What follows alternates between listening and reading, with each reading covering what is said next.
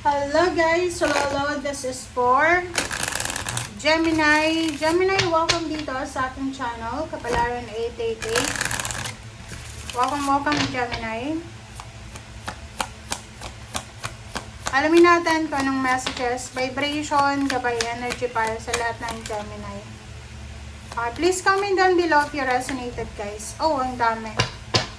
Okay, first card natin ay DNA Karma. Wow! So, sinasabi ng bara sa'yo dito, Gemini, na posibleng magkakaroon ng karmic blessings, karmic justice, basta may karma na posibleng darating sa'yo. And, sinasabi ng barahan na may magbabago sa buhay mo. May magbabago, it's either routine, schedule, mindset, parang ganun. So, maraming magbabago sa'yo.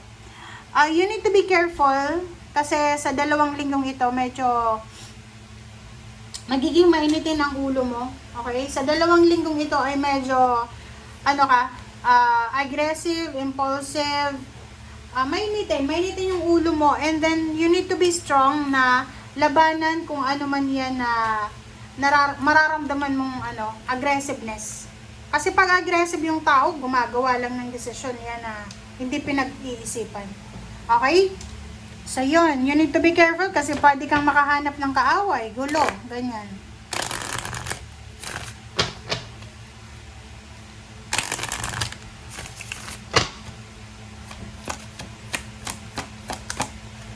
Alright, so next is empowerment. So yun. Sabi ng bara sa'yo dito, Gemini, na you're more powerful than you realize. So, safe na safe daw na i-impose mo yung power mo. So, you're reclaiming your power. Okay lang na sabihin natin na, okay, malakas ka, confident ka. Pero, magdahan-dahan tayo kasi yun na nga, pwede kang, may matrigger ka, may makalabit ka na pride ng ibang tao na pwedeng maging dahilan para magalit sila sa'yo, maging cause ng misunderstanding, away, competition, or gulo. So, yun. Kung mahilig ka mag-joke, okay, mahilig ka mag-joke, bawas-bawasan mo yun. Sa 2 linggong ito, kontrolin mo yung sarili mo kasi baka yung kausap mo is masyadong seryoso. May ganun na tao May kaklase ako dati nung high school na hindi niya mag-gets yung joke talaga. Akala niya, yung seryoso siya, yung parang hindi mo ma-joke. Yung teacher namin dati, mahilig siya mag-joke. Tapos yung kaklase ko na yon, nireklamo niya sa principal, sa madre, yung teacher namin, kasi sabi, inaabuso daw siya. Hindi niya alam, joke yun eh. So may mga ganun na tao, so maging aware ka, Gemini, na hindi lahat ng tao nakakaintindi ng joke. Yung iba, seryoso yan. Okay? Okay, 7 of Swords and 8 of Cups. Mag-iingat ka, Gemini, sa pagta-travel. Mag-iingat ka sa paglilipat ng bahay.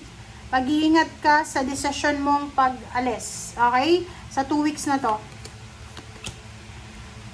Isang napakabilis na family occasion, family celebration, family news ang posibleng darating sa'yo. You need to be careful sa mga decision making natin. Huwag tayong mabilis gumawa ng desisyon. Bantayan mo yung mga desisyon mo, Gemini. Kasi the devil is here. Pwedeng because of excitement, because of aggressiveness, o, diba? Makagawa ka ng desisyon na hindi mo pinag-iisipan.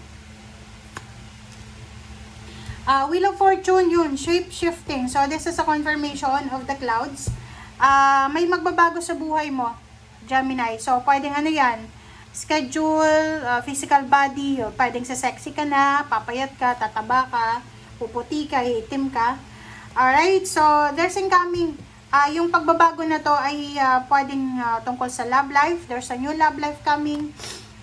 There's a new job coming. There's a good news coming.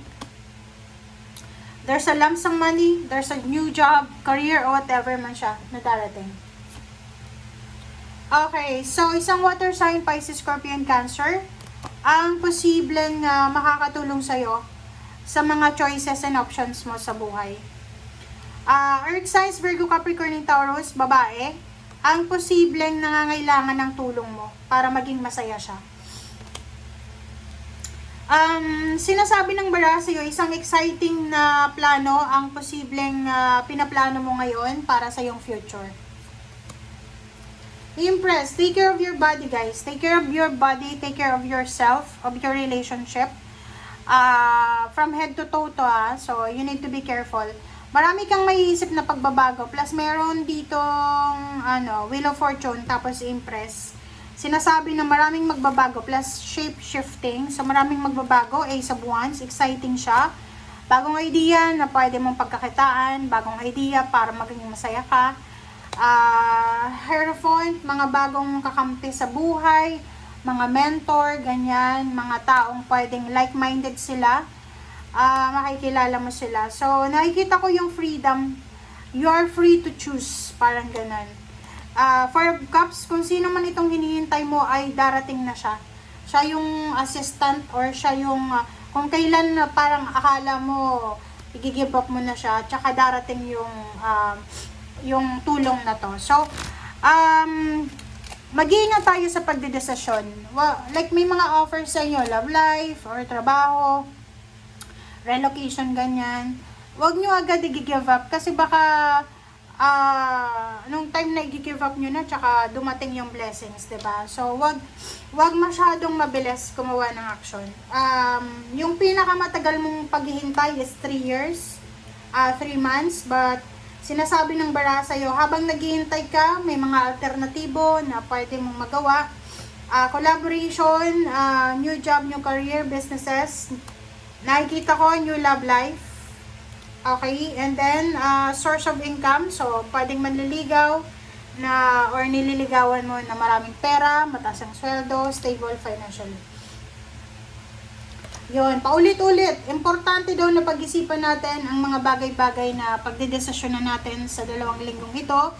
Bago ka mag-conclude, bago mo sabihin na, okay, tapos na, I conclude, I therefore conclude, ganyan, dapat pinag-isipan mo siya ng mabuti para hindi ka magsisi.